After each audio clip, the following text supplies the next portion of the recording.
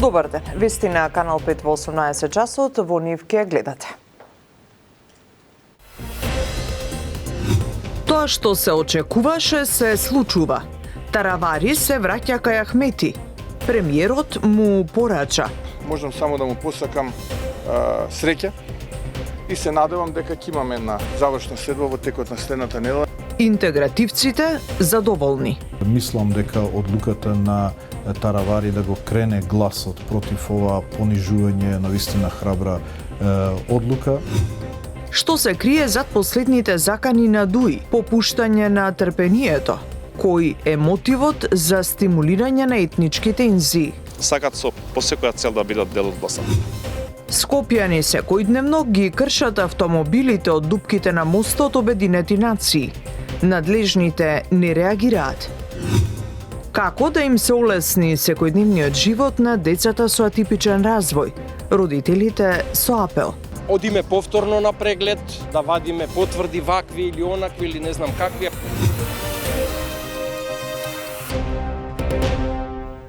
Арбер Таравари и неколку соработници околу него се блиску до прегратките на ДУИ и Ахмети. Јас само сакам да му посакам добро здравје и нека му е со среќа.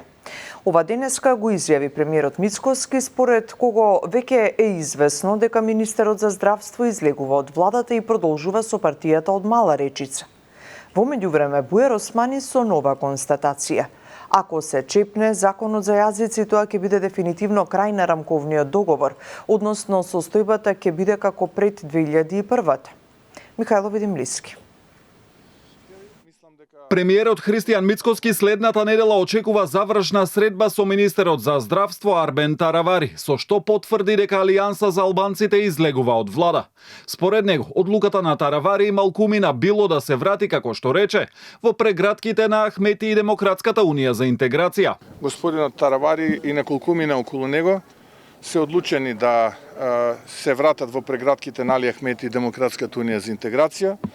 Јас можам само да му посакам среќа и се надевам дека ќе имаме една завршна следба во текот на следната недела на која што ќе сумираме што е тоа што е направено и да му посакам пред се добро здравје. Тоа е она кое што на сите нас ни е најважно.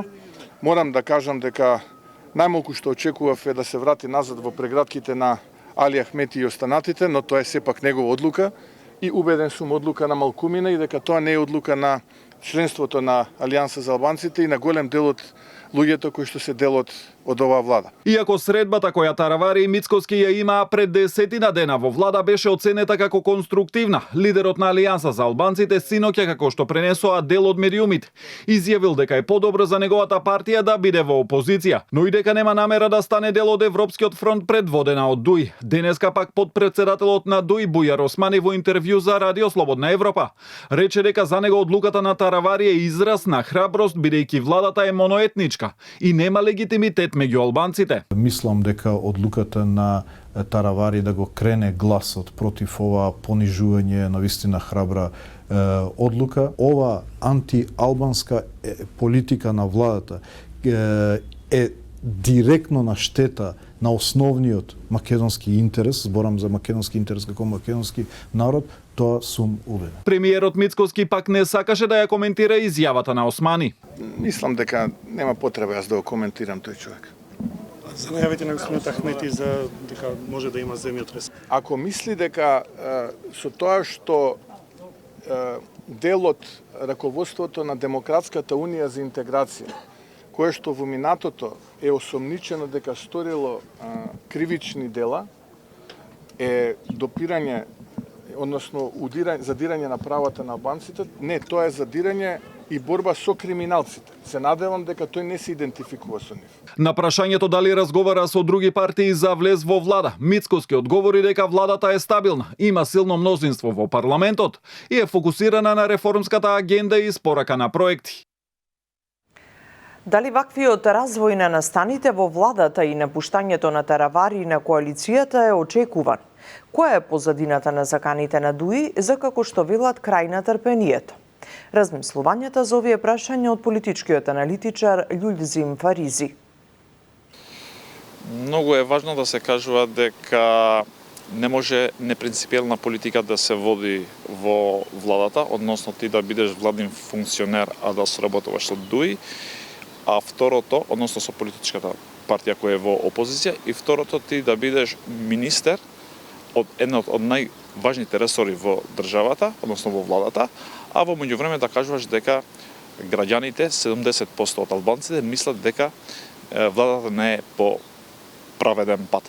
Така што моето мислење дека бидејќи Арбен Таравари одлучи да оди со ДУИ, јас мислам дека владата, односно пратениците во собранието, требаше да поведат интерпелација и да потврдат тоа што граѓаните според Таравари решиле, односно мислиле дека 70% владата оди во погрешна насока, он како министер да дава отчет од тоа што има сработено. Односно, собранието да го разреши него лично како министер, бидејќи не целата алијанса која е дел од владата е согласно со неговата лична политика да одат со ДУИ во следните локални избори.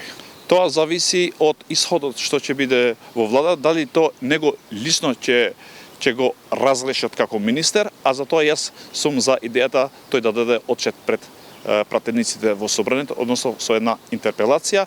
Јас мислам дека само него лично треба да го разрешат како министер и после да видиме како ќе действуваат другите членови кои се дел од владата, односно функционерите на алијанса, бидејќи не сите функционери се согласуваат со личната одлука на Арбен Таравари. Времето на комунизмот, односно на луѓето кој е член партија, односно лидер партија, треба да бидат дел од историјата, а тие може да бидат во заедништво со врховниот нивен командант политички, кој секогаш се обидувал за лични интереси да станува дел од власта, а тоа е господинот Али Ахмети. Треба да правиме разлика помеѓу албанци како народ и лични клиентелисти политички кои сакат по секоја цел да бидат дел од власта. Така што албанците во 2024 година одлучиле да бидат независни, односно сами да донесуваат одлуки, а партиските клиентелисти кои се вклучени најголемиот дел во постапка на злоупотреба на службената положба, јас мислам дека им дошол крај. Затоа тие по секоја цена со неколку комбинации сака да ја протуркат владата во нови парламентарни избори со една цел да се вратат до власт. Министерот за надворешни работи и надворешна трговија Тимчо Муцунски денеска и утре ќе биде во работна посета на Кралството Шведска.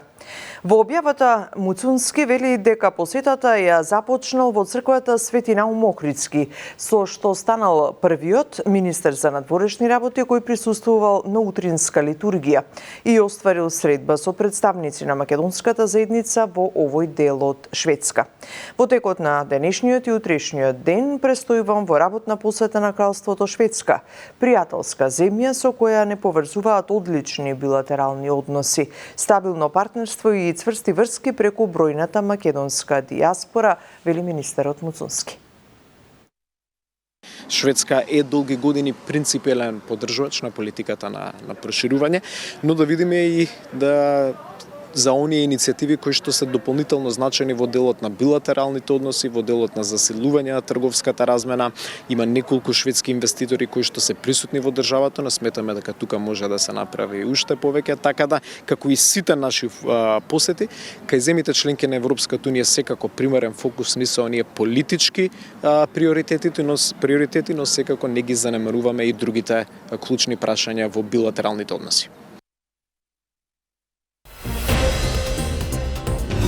13-годишно девојче во Скопско Драчево е на листата 10 најдобри теквондо спортисти во Европа. Мислам на победа и дека можам да победам и дека ќе си земам медал.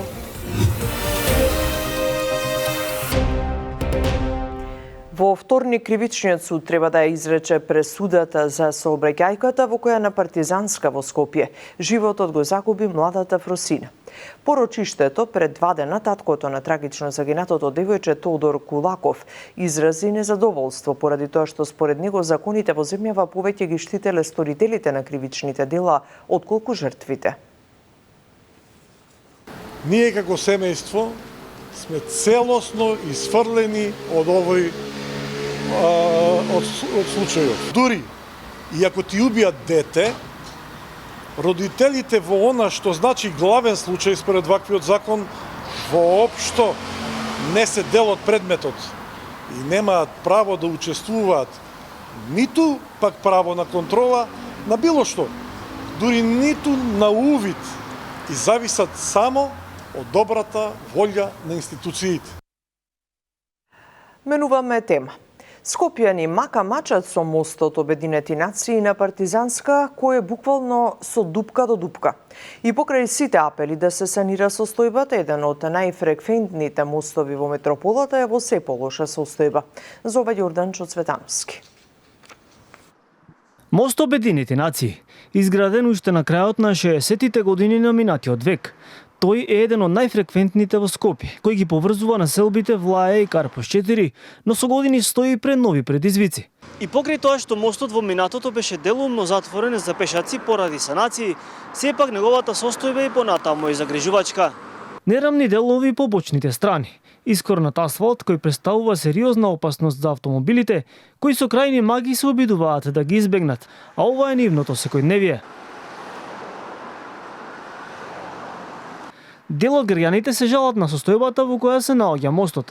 Сметаат дека треба итна санација на одредени делови од асфалтот. Па стручњаци треба да проверуваат сите мостови у Македонија, да ги проверат и да ги коригираат, да ги реновираат. Едно време овој беше затворен за пешаци. Па имаше тука некои дупки странично овде, асфалтира, санираат, ама безбедносно да не падне, да се сруши. Коли сообраќај масовен сообраќај. Ова е стар мост направен, не е нова. Да е нова градба би се загрижила. Што новото се знае како го прават. А ова старото мислам дека е окей. Дали и што ќе се преземе со оштетениот асфалт, поставивме прашање и до град Скопје. Сепак до ова информативно издание не добивме одговор. Инаку проблемот со мостовите низ земјава не е новитет. Уште пред 2 години првиот човек на ЦУК, Стојанче Ангелов, алармираше за лошата состојба во која се наоѓаат тие. Тогаш експерти од ЦУК и градежници констатирале дека од 14 проверени мостови низ земјава, повеќето од нив биле небезбедни за граѓаните. Премиерот Мицкоски денеска потврди дека интензивно се работи на воведување на градски воз во Скопје. Рече дека тоа ќе биде огромен квалитативен чекор во јавниот превоз во главниот град. Очекувам дека многу скоро денеска на тој начин ќе можат скопјани и жителите на приградските населби околу Скопје да го користат. Така што тоа е уште еден чекор напред кон реформа во системот, реформа во секоја област.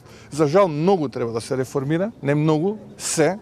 Државата не беше на колена, државата беше комплетно уништена, потоната, не постоеше систем и врз основа на приоритетите и алатките со кои што располагаме, една по една работите ги решаваме, една година потоа драматично е различна состојбата споредена со една година претходно.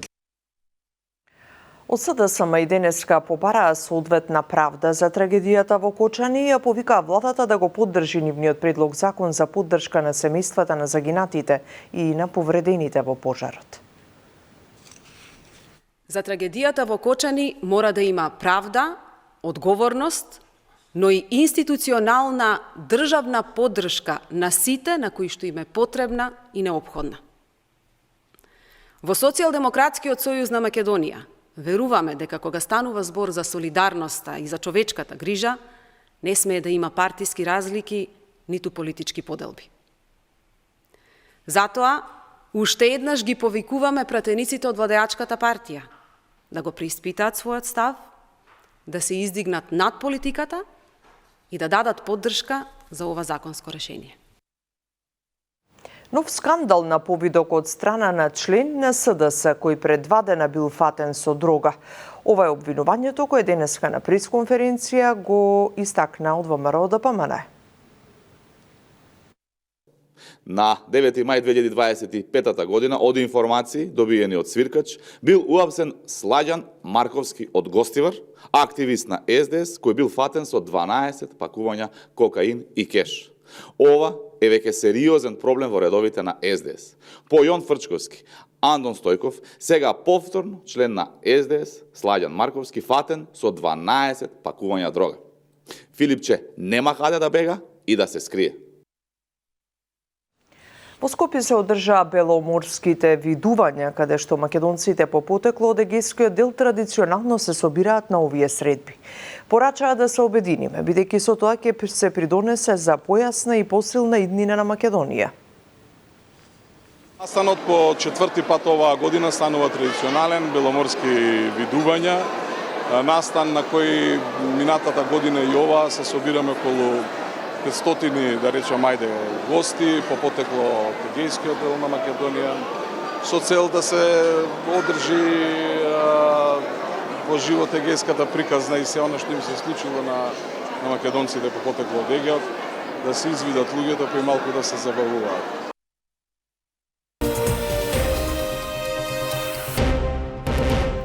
Децата со атипичен развој во Македонија се уште се соочуваат со потешкоти во нормалното функционирање, а државата со правилен пристап тоа може да го промени.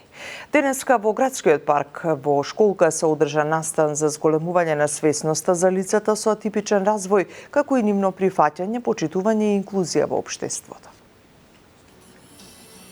Државата треба да преземе посериозни мерки за заштита на децата со атипичен развој, кои заедно со нивните родители секојдневно се соочуваат со низа предизвици. Оваа порака ја испратија од Сдруженијето Аутизам ААМК на денешниот настан насловен како Гуши баце љубов, кој се одржа во градскиот парк, а има за цел подигање на јавната свест за децата со атипичен развој. Предупредуваат дека се уште овие дечиња и нивните семејства имаат бројни потешкоти за нормално секојдневно функционирање. Тука спаѓаат разните административни работи кои непотребно им одземаат многу време.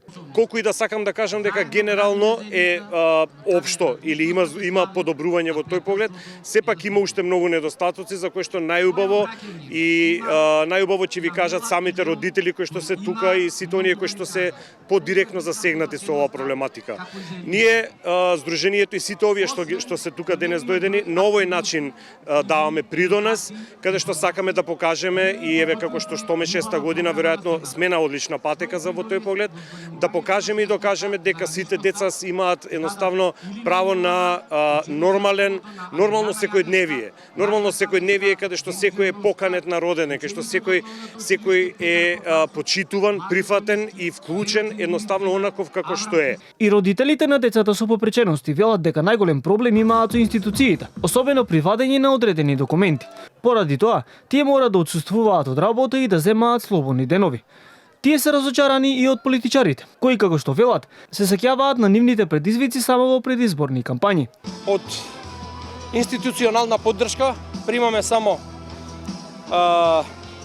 посебен додаток, бидејќи се уште, повторно ќе нагласам, се уште децата со попреченост се рачунаат деца до 26 години, а тоа се заборава само кога ќе бидат избори после 18 години кои ќе направат и кога ќе извадат лична карта, дојди да гласаш. Голем институционален проблем имаме ние родителите кои мораме секоја година или на 2 години, некои дури и на 6 месеци да одиме повторно на преглед, да вадиме потврди вакви или онакви или не знам какви, а губиме од работно време, губиме од слободни денови кои ги имаме, да речеме, или од одмор, за да извадиме една обична потврда за ослободување од партиципација за тие деца или лица.